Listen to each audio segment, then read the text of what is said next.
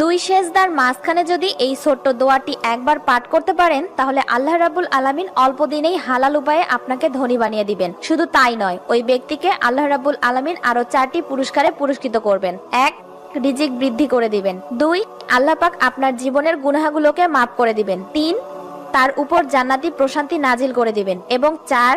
তাকে হেদায়েত দান করবেন। তো কি সেই দোয়া, চলুন তা জেনে নেওয়ার আগে ইসলামকে ভালোবেসে ভিডিওটিতে একটি লাইক এবং চ্যানেলটি সাবস্ক্রাইব অবশ্যই করুন। দোয়াটি হচ্ছে আল্লাহুম্মা মাগফিরলি ওয়ারহামনি ওয়াজবুরনি ওয়াহদিনি ওয়ারজুকনি।